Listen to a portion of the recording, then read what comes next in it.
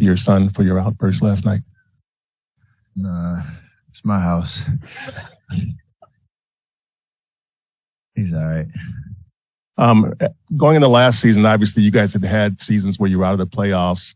This season you come in defending champions.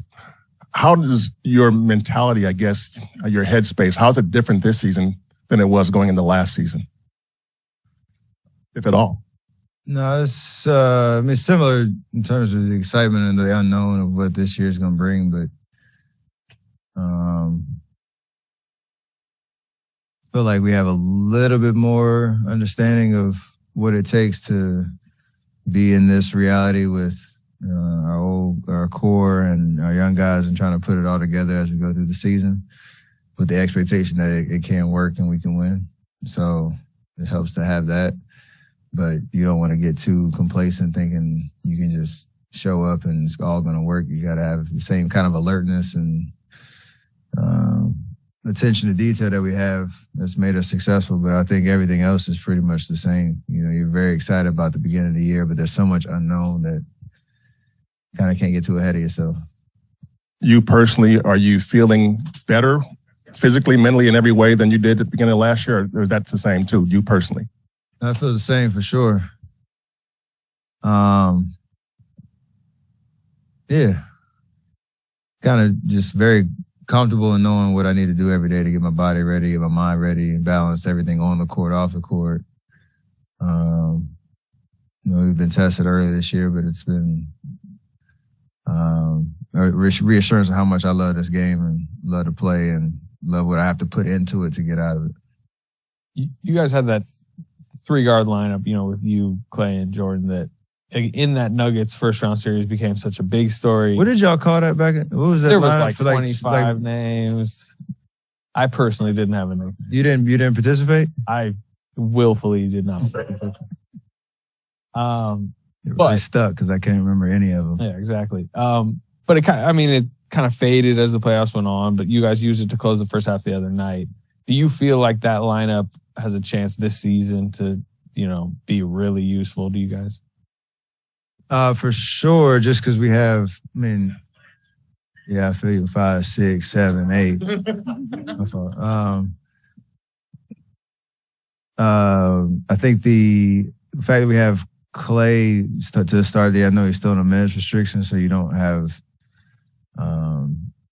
everybody fully available, but he didn't show up till January last year, and then Draymond was hurt for a while, so we didn't really have a lot of time to rep that out during the regular season. And then you kind of just, showcase in the playoffs, and it worked for a little bit. And then there were some struggles, and we figured it out. So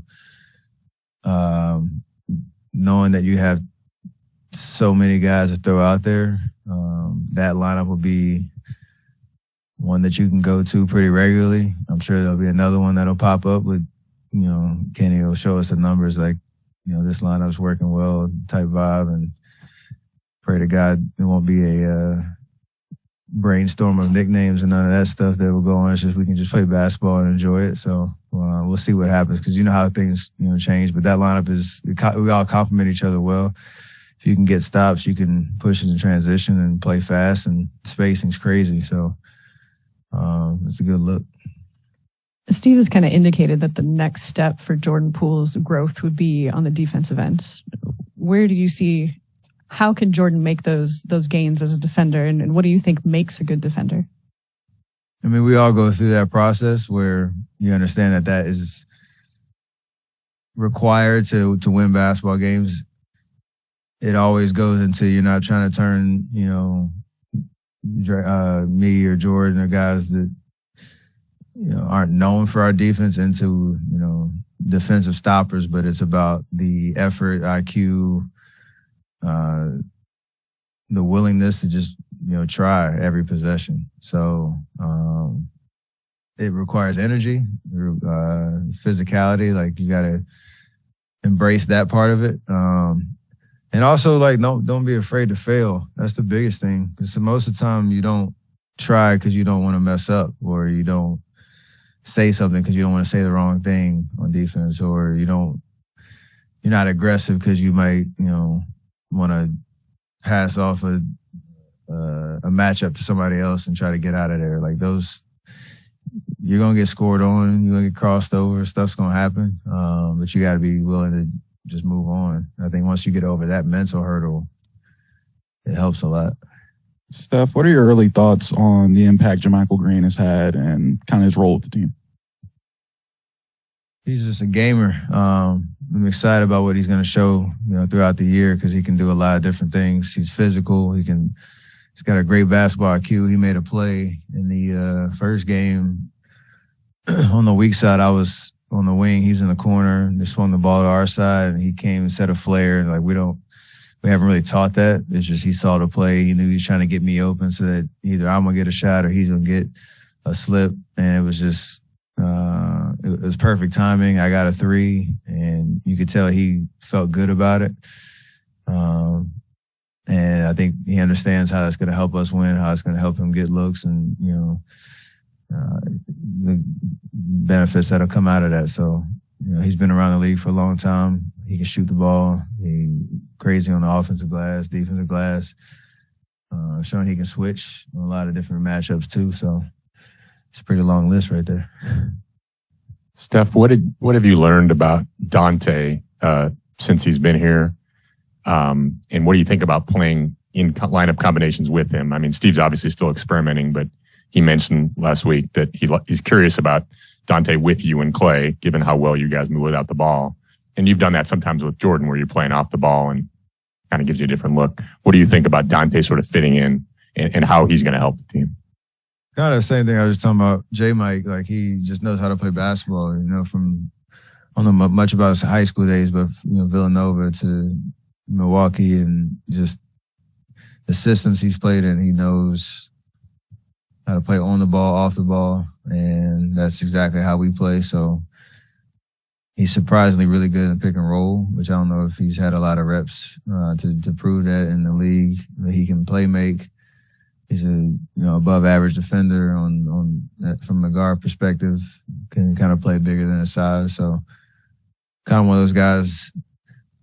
With us, it's like kind of 1 through 4 almost. He can provide a lot of minutes, but can complement whoever else is out there because he can adjust pretty quickly, just knowing the game.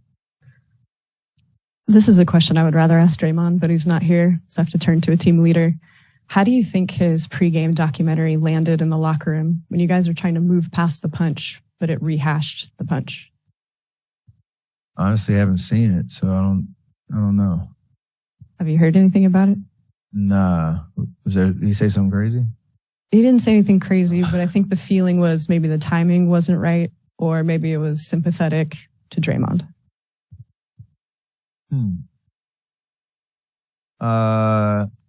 Yeah, I guess you had to ask. I haven't watched, so I can't really give you I'm not going to try to BS an answer. I have no idea how it landed in terms of that. But, he's been in production and the new media stuff, and I'm sure that's not going to end. But hopefully everything is in light of trying to protect the team and make it about, what we're trying to do on the floor as the priority. So that's all I got for you on that. Obviously, it's still early, only played 1 game, but Denver coming in tomorrow, they bring back Jamal Murray and Michael Porter Jr. Just how do you view them as a team and how dangerous, can they be this year and tomorrow, obviously?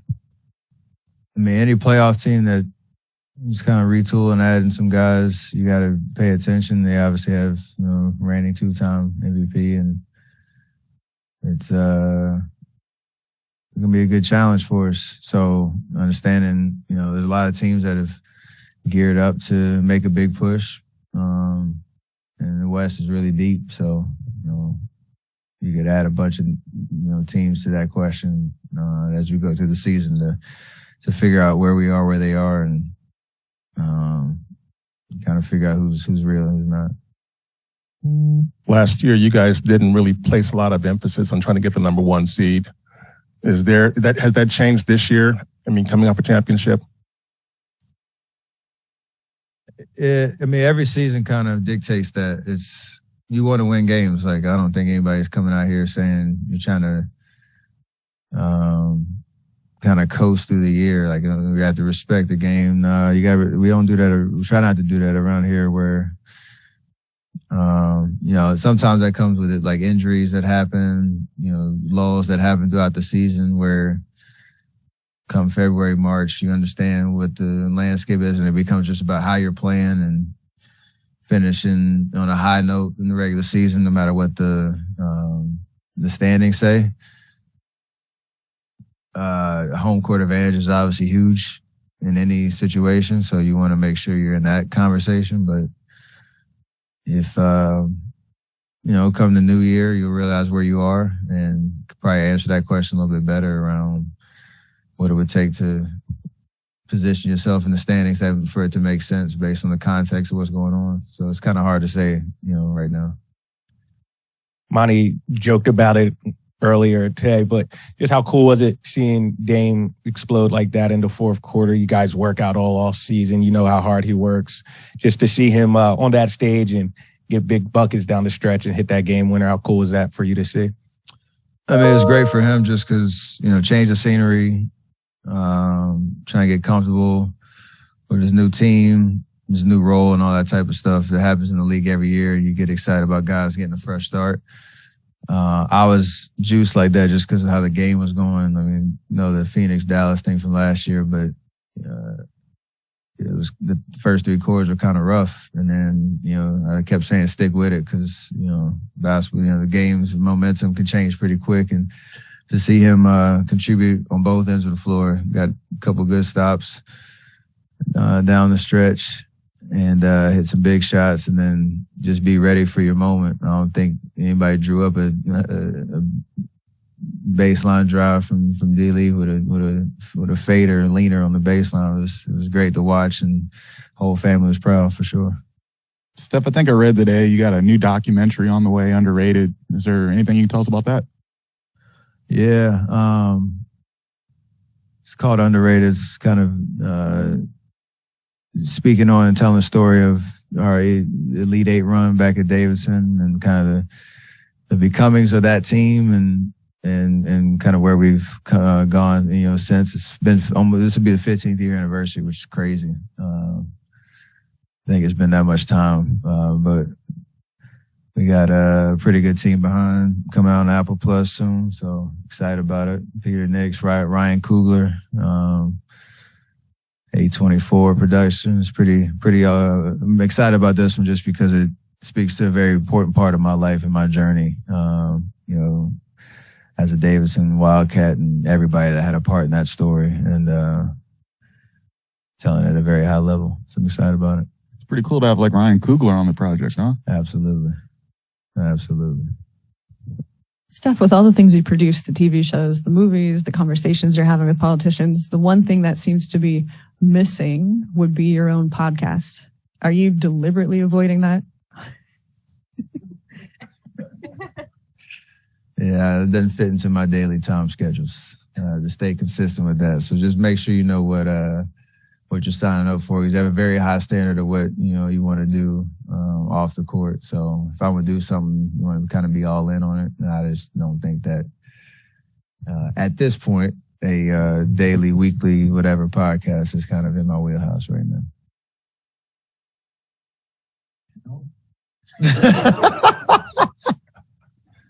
We might be on there.